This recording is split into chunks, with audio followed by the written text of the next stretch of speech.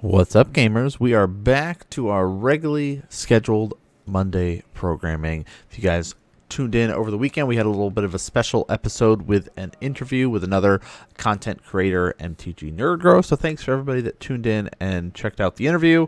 Hope you guys enjoyed it. We might start sprinkling that in a little bit more often with other content creators out there on the scene, just kind of interviewing them, talking about their creation journey and kind of what that looks like for them. But for today, we've got our normal modern action here, our mono blue Belcher versus a Ruby Storm. Of course, if you haven't seen the interview, you can click on the screen or in the description and see the interview itself. But let's get into this match here. This is going to be a really interesting one because both are a combo deck. Both's goal is to sit here and assemble a combination of spells to be able to just kind of win in one turn against their opponent. So it's going to be a little bit more of, goldfishy, ships passing the night, sort of. The issue within this is that the Belcher is a mono blue version, and it's just chock full of counter spells to delay and protect and set yourself up to just play Goblin Charbelcher and then go, oh, I have no basic lands, so I'm going to kill you in one turn. We're seeing the no basic lands here with the MDFCs basically allowing this deck to exist. On the other side, we have our Ruby Storm, which is going to be, popped back up in popularity after Modern Horizons 3. We'll talk a little bit more of kind of how the deck functions. It's a lot of that same style that other Storm decks go. We're going to play a lot of spells in one turn and then cast a spell that will end up killing you, something like Grape Shot, that we get to copy for the number of spells we've cast in a turn. When you're fighting against somebody that's fetching and shocking and stuff like that, it's a little bit easier because you might not have to cast as many spells in a turn. But when your opponent is just playing like MDFC's tapped, you might have a little bit more wiggle room there to do stuff. So we're already starting things out with a Desperate Ritual. So there are, of course, 8 rituals in the deck that are going to be generating 3 red mana, and this is kind of the start, right?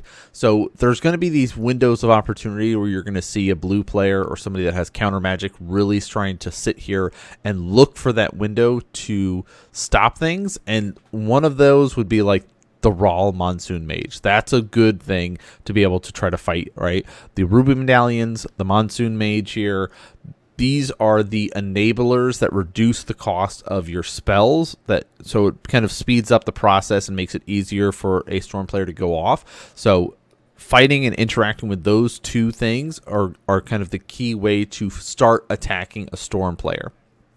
Then, of course, you have the big payout stuff, or them trying to seek out a payout set of cards, which, we'll get to how they do that as the game progresses there. But we already see a little bit of counter spell action taking place from our Belcher player, so we're going to be seeing if there is going to be more of that. There is at least some more kind of interaction in hand already, but we're just seeing land go here. And there's a Ruby Medallion. So again, Raw, Monsoon Mage, Ruby Medallion, those are the two that you want to start out with and try to get in play as quickly as possible if you're running the Ruby Storm, and which will be forcing our Belcher player to try to fight over this again. Because again, this is the big enabler for the deck. So if you can disrupt the enables, you're going to be good. But debates about it and decides not to. Says, okay, we'll let this one go and we'll fight over the next set. Right, if we're thinking about the kind of tech tree of, decision making that we have to be able to go through when we're fighting Ruby Storm, there's going to be another checkpoint that we're going to have to be looking for here. So, Manamorphose starting. Manamorphose is a really powerful card within the Ruby Storm.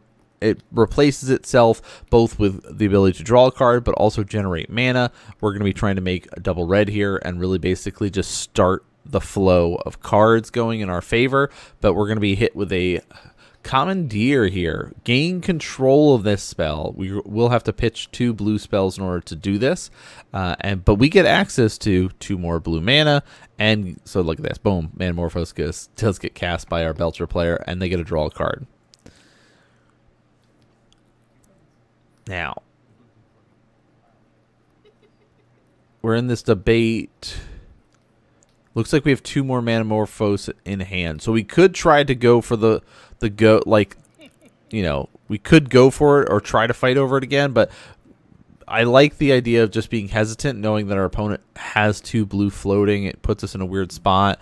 Okay, we do have our Lotus Petal suspended. 3 turns, you get that artifact to be able to cast. It basically is a quote-unquote fair version of the Black Lotus, right? And we'll do a nice little fetch. 3 mana is going to be a little dangerous spot, especially when all of your 2 mana red spells, like your Rituals or your Manamorphose and things like that, are only costing 1 red because of Ruby Medallion. You're able to try to push for more action here. So we're going to start off with a Manamorphose. We have a Force and Negation in hand. Looks like not much else to kind of fight over this stuff here. So we're going to just go into this mode of let's see how much we can cast here. So let's try to keep track of 1. This is our second spell that we're casting this turn. Maybe next time we have Ruby Storm on camera, we'll have to do a storm count tracker, because I did not do that in the editing process when I was putting the card images up on the screen here. But there's, of course, our second Manamorphose, but 3rd spell for the turn. And again, it's replacing itself. We're still generating more red mana. And in this case, we're netting 1 red mana because of Ruby Storm. All right, here's our next set of cards, right? You've got your Rituals in here to generate mana, and now you have your set of cards like Ren's Resolve. There's, of course, like 8 types of effects of this in the deck. You're going to exile 2 cards from top of your library, and you can cast those until your next turn. So the end step of your next turn. So it gives you an opportunity and a window there to be able to sit here and think through, okay, do I continue with this, or do I like slow down and stop? And with the Past in Flames, we're able to continue. All of those Rituals that we played earlier, all the Manamorphose that we were playing earlier, we're able to kind of recast. And that looks like about turn or spell number 5 there with the Past in Flames. So let's start recycling the cards that we played before. Going back up with our Rituals. There's Storm Count 6. Generating more red mana. And again, so in that case, right, you pay the 1 red, generate 3 red off of it. It gets crazy. What is that one? 7? Another Manamorphose. And we've got, of course, additional Manamorphose there in the graveyard, so we can be able to continue with this route. We still have another Ren's Resolve over in Exile that we could cast this turn too. So we're really setting ourselves up. This is turn 3. We're trying to win here. And part of the way that we're able to try to go for this win is by having access to the Ruby Storm. If we had Ral, that we could have tried to go that route, but again, we needed that reduction there. So another Ren's Resolve going to get used. Looks like another Ruby Medallion. We already have one, so we don't care about that. A Surveil Land there. That's not relevant right now. Another Manamorphose. Dig, dig, dig. Draw, draw, draw. Let's keep going. I lost count of the storm count. I was doing so good earlier, and now it's like, I don't know, 10, 12? Where are we at? We'll get a note soon once the players start going. There's the next Ren's Resolve going to be cast. Only for 1 red. Another land. There's another Ritual. Getting more and more red. Yeah, the problem is that Force and Negation we can't really use.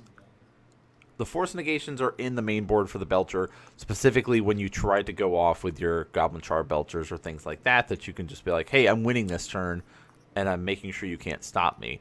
Where in this case, we are going, well, if I try to stop you, I just die on my upkeep, so... Here we go. Continuing along, another Manamorphose going to get cast. We're really now... So if you're wondering, okay, what are we going to do with all of this storm count, all this mana? The goal is to try to find a wish. And that way we can go into our sideboard and find a specific card or get, access to a grape shot. I don't know. I'm not sure if this Ruby Storm player is running like a one of main board and has one in the sideboard, but we did get a wish. You get to see it right there, the top in hand.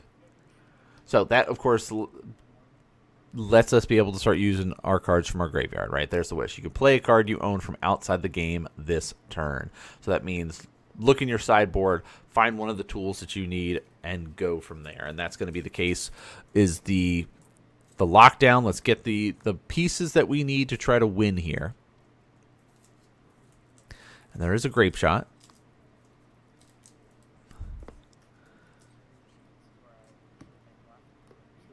So there's the sideboard, you can see. There's a grape shot in hand, and we're looking through the sideboard here of other cards to be able to get. So this is nice. You get to see what is in the sideboard. There's some additional cards to generate higher storm count.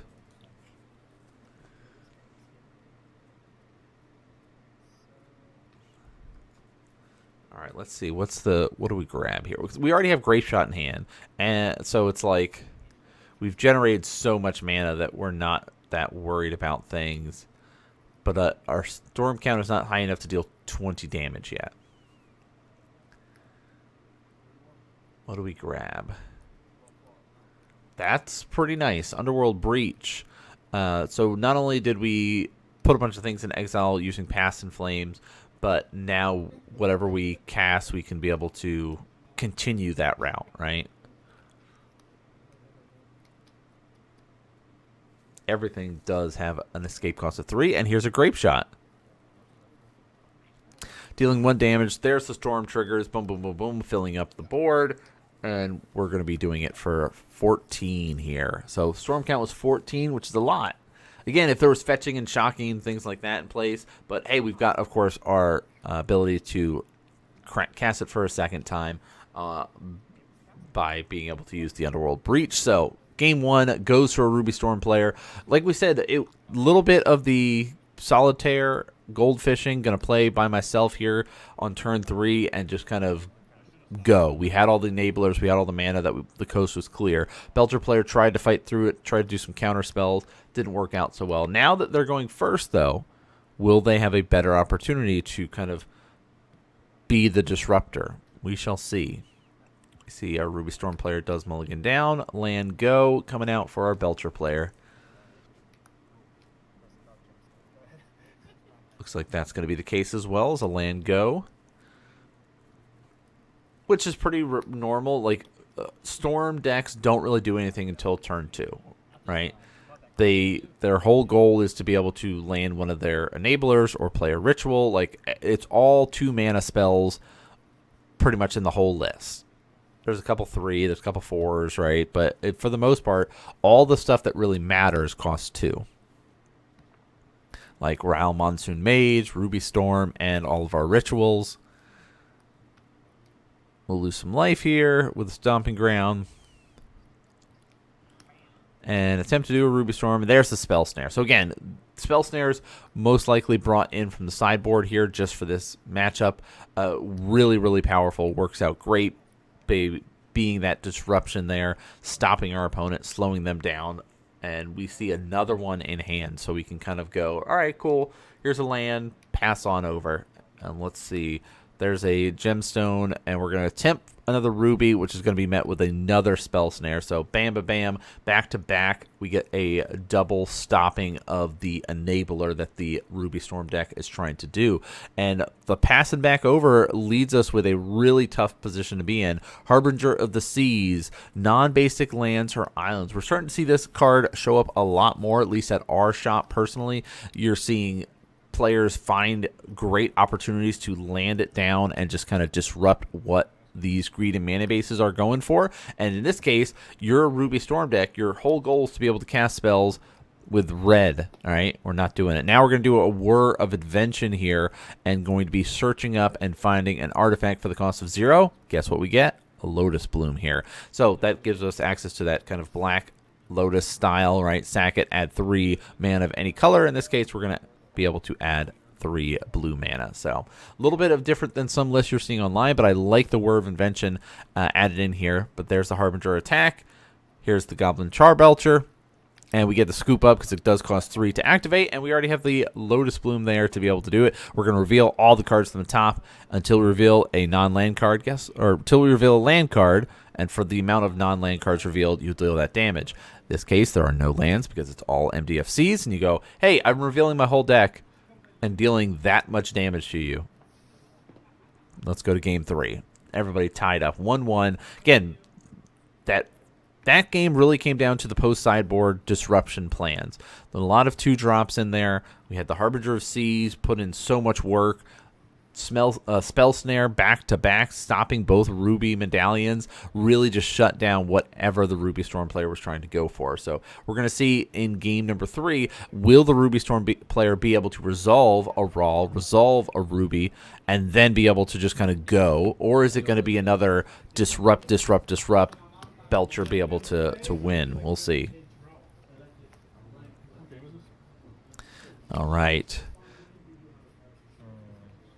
The debate. Looks like we're getting the debate for players deciding whether or not they want to keep. And our audio spikes up a little bit because I forgot to reduce the volume on this last little bit of the video. So I keep turning it down and down on my end. But, you know, that's part of recording matches at your LGS. You got to hear the sounds of players playing and just kind of the normal banter and discussions and stuff like that take place, which is, you know, it adds to the feel of the way that we do things over here. I know there are plenty of other YouTube channels that will record up and show their gameplay, and it's just the audio from the players, but, you know, I like being able to do the commentary over top. I like having discussions with everybody watching and going through things. And this is our first time seeing Ruby Storm and Belcher on the channel, right? We've seen a regular Belcher, but not the mono blue version. We saw Storm back in the day, like the 2018 era, not the Ruby Storm. So this is going to be really exciting to see how this matchup kind of finishes up between both of these combo decks. And starting it off with a Surveil Land and a nice little MDFC fetching. And we're going to go, go get that basic here. We know the Harbinger is there, so we're going to make sure that we are nice and safe in case that's happens. And, a resolved Ruby Medallion is a great way to try to get going in this matchup. But will we fight it? We have access to cards here, it looks like. Disrupting Shawl, Force of Negations. Yeah, all right, so we're going to go with the Disrupting Shawl here to counter that, which is really nice. We still have another Disrupting Shawl. We still have another Force of Negation and a Harbinger of the Seas. So, like, you can see the line set up here for the Belcher player. Their goal is to be able to just delay, disrupt, stop until we can land a Harbinger, and then hopefully we have enough to kind of get us into the later stages where we can get a Goblin Char Belcher and get that to stick. Ruby Storm's whole plan right now is all in on this. I need my cost reduction. I need a Ral. I need a Ruby Storm. The first one did not land, so now we got to try to fight and find another way to do that. Reckless Impulse is a pretty nice way to kind of build up. Ren Resolve, Reckless Impulse, those are those set of cards that do the same type of deal of we're going to exile some cards and have access to them later on. Gives kind of clear information for both players about what the next potential turn could look like. There's a nice little stomping ground and kind of pass. We're not really worried about it, but we will lose 3 life here, and this is kind of giving indication of we are going to be going for the Harbinger play here. So turning all of those other lands into islands, minus that one basic mountain that we were able to fetch for. So that was great, kind of adapting and responding to players. This is something that you'll see if you ever fight against a Blood Moon effect, if you're ever fighting against Harbinger of the Seas. Your goal is to be able to make sure you have access to the cards, the mana to cast your cards. So adapting and getting basics, even though it might make it a little bit rough for you to be able to do the things you want to do, you have to kind of go that route. So we're going to start things off. Here's a Ritual. Attempting to resolve a Ral Monsoon Mage. Remember, instant sorceries cost 1 less. Just same thing like the Ruby Medallion. We're going to be trying to go for it, but that's going to be met with another Disrupting Shawl that we had here to hit that with a counter, which hurts quite a bit. So, still have access to 1 red. So we'll play the 1 red and the colorless, the blue there, to be able to cast Ren's Resolve to get the next 2 set here, which a Ritual and a Manamorphose is a pretty nice bit to see. So we have the ways to generate red mana. It's now just, can we get enough stuff to stop? There's a Char Belcher, Disrupting Shawl, and a Force of Negation in hand. So there's going to be a very specific window we're looking for to make sure we stop our opponents.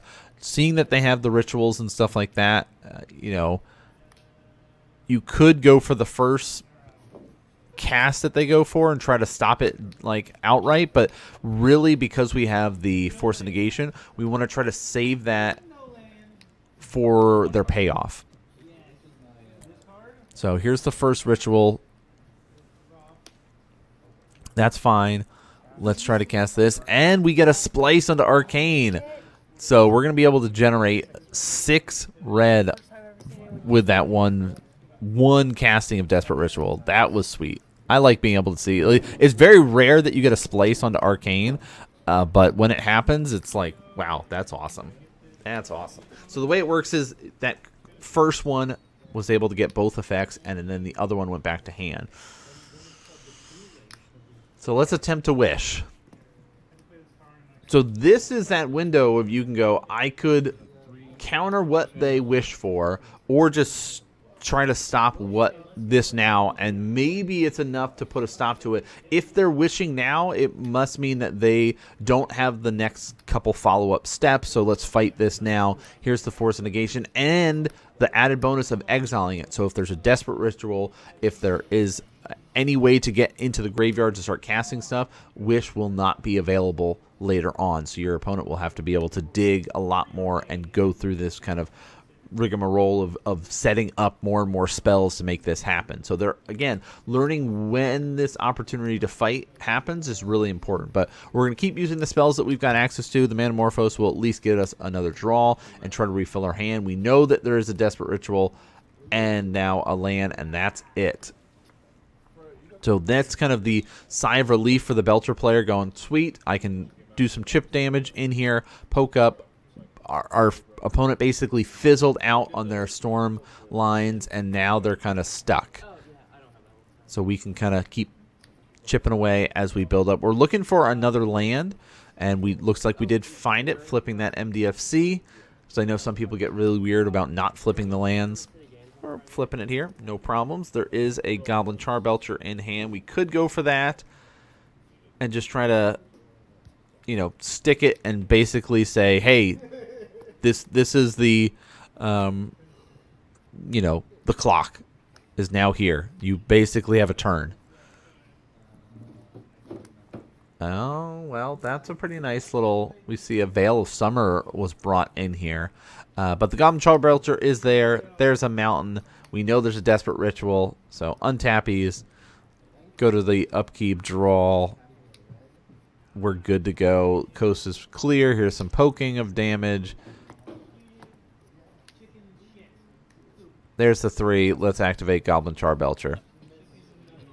Revealing everything. All right. Reveal cards on top of your library. Until you reveal a land card, there are 0 lands. So you will be dying. But we see all these counter spells in hand. So yeah, that was that kind of rough positioning of going, yeah, the disruption lined up perfectly, and that's why a lot of players are running the mono blue version compared to the previous versions we've seen of Belcher. It's just so good at protecting itself and disrupting your opponents to be able to get to that counter, get past the counter stage and get into the combo stage there. But that's going to do it for this match. Hope you guys enjoyed it. Again, check out the interview we did with MTG Nerdgold, and then we've got more stuff coming out every Monday and Thursday for Modern. But see you all next game.